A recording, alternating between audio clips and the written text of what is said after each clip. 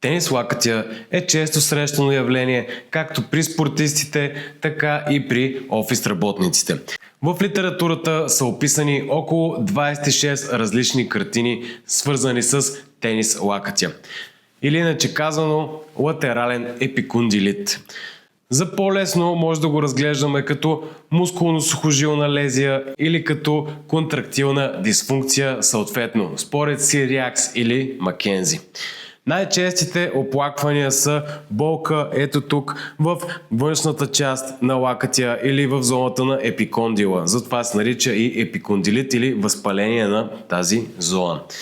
Повечето хора усещат болка дори при покой, но най-ги боли, когато извършват ето такива екстензионни движения в китката. Когато състоянието е обострено, болката от тази зона от епикондила може да слиза надолу по предмишницата, ето в тази част, както и да минава към средните три пръста. Също може да усещаме слабост при стискателни движения, при ръкостискане с някой може да усещаме слабост и също тези движения да ни причиняват болка. Може да имаме проблем да захванем чашата, за да пием и други оплаквания от подобен тип.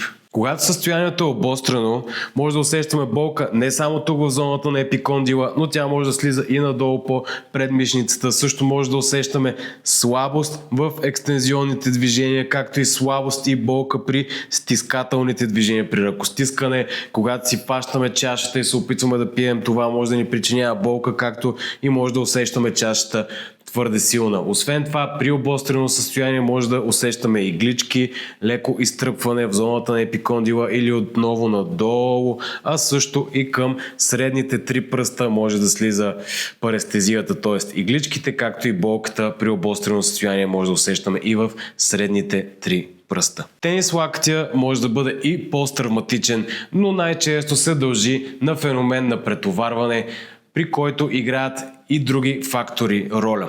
Като например дегенерация на мускулите, сухожилията или на другите структури в тази зона или намалено кръвообращение на тъканите в тази зона. Друг основен фактор, разбира се, са повторяеми хватателни движения или движения, които изискват да се бориме с сила, която ни бута надолу към флексия, или движения, както в тениса за бекхенда, ето такива екстензионни движения.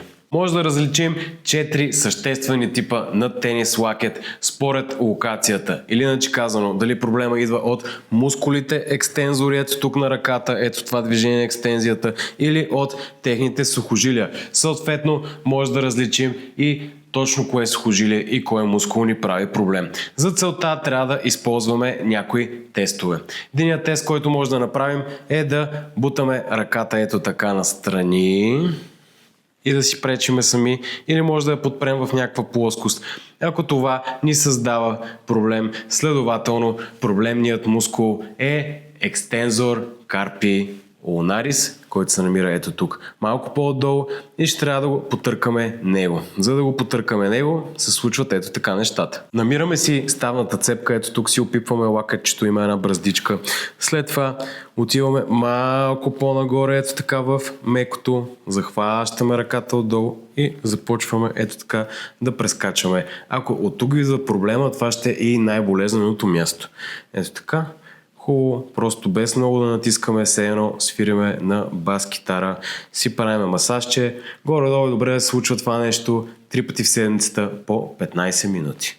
Друг тест, който може да направим, за да различим, е да активираме към палеца мускулатурата, т.е. може да дадем ръката ето така леко навътре и да бутаме с ръка. Ако това ни причинява нашата болка ето тук в зоната на епикондила, тогава мускулите екстензор, карпи радиалис, лонгус и бревис може да участват в нашата болка.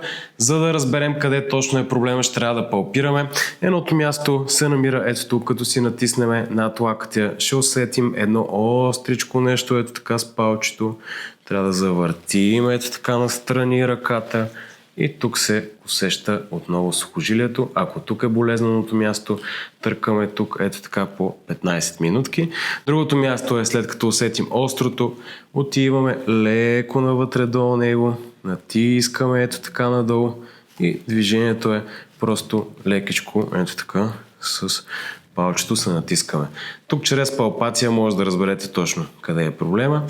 Ако не усещате вашата болка и не е твърде силна, по този начин проблема може да е тук в мускулите и трябва да си направим масаж на мускулите. Това може да го направите най-просто, което вие може да изпълните чрез щипковидния захват. Ето така, лекичко фащате мускула и просто е така леко го потърквате. Всички тези масажи е добре да се правят 3 пъти в седмицата по 15 на минути. След масажа може да усещате мястото си леко травмирано, може да си вземете памуче и да сложите памук между палеца ви, когато натискате тези зони, за да не си разраните кожата. Ако се налага да правите на самия мускул масаж, не е нужно, тъй като там не е много травматичен.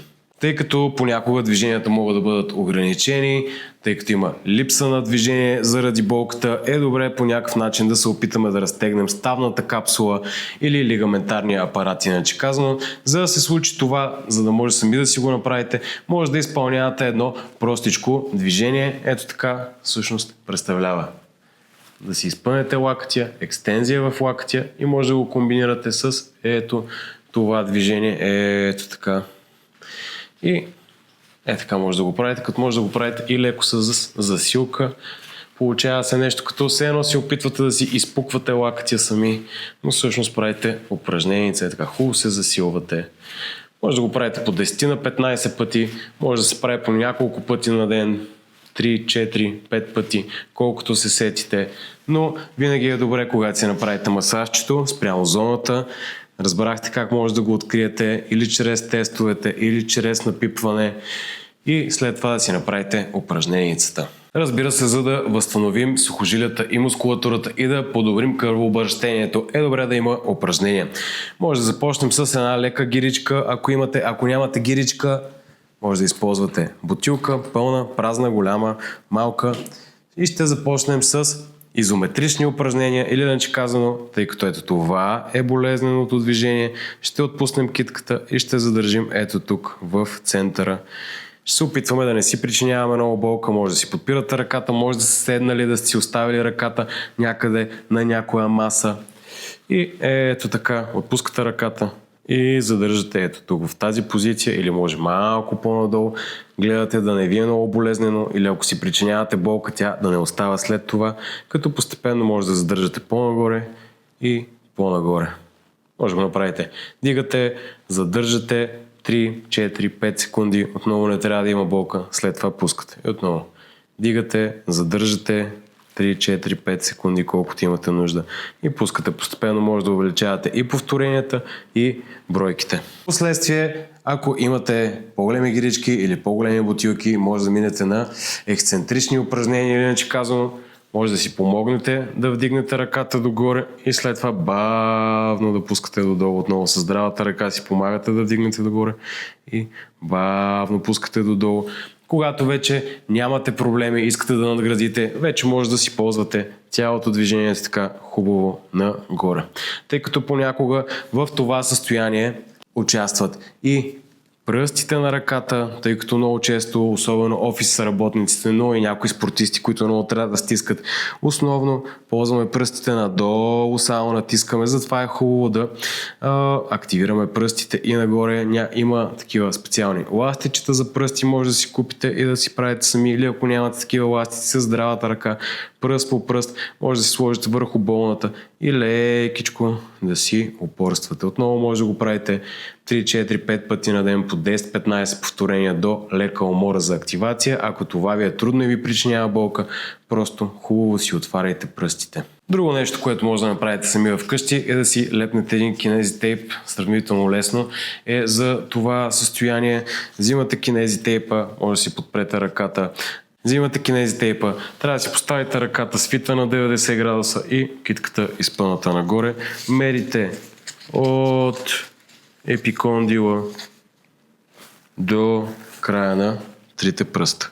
След като сте измерили разстоянието, знаете, прегъваме ето така веднъж и после прегъваме втори път, намачкваме го хубаво И ето тук, където се получава последната гънчица, трябва да си го резнем. Това ще бъде нашата дължина. Оставяме излишния кинези тейп на страна. Прегъваме си ето така ъгълчетата, за да ги заоблим. Това не е много важно, но помага кинези тейпа да се отлепя малко по-трудно. Добре е да го държим 1-2 дни. Може да си го сложим след като сме си направили масажа и след това да започнем да си правим всички упражнения. И то ще ни улесни. Късаме си двете крайчета. Единия край, другия край. Оставяме хартията. Махаме единия край. Препозиционираме си ръката, свита в 90 градуса и дигната нагоре.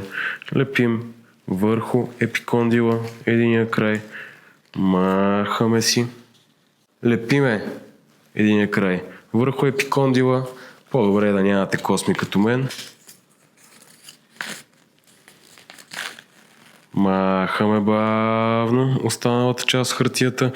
Крайчето трябва да остане с хартия. Фащаме за крайчето за хартията. Ръката ни е хубаво, ето така препозиционирана. И залепваме ето тук към трите пръста.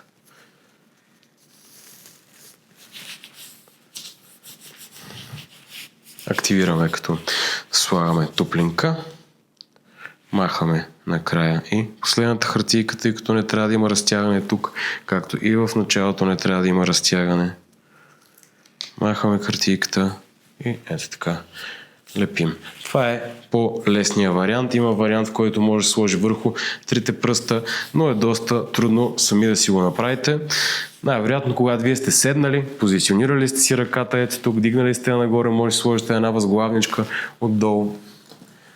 Ето така, може да си подпирали на една възглавничка, тук може да ви е подпирана на масата. Ще ви бъде доста по-лесно. Щом аз успях да си я сложа сам във въздуха върху ръката на върколака, най-вероятно вие няма да имате никакви проблеми.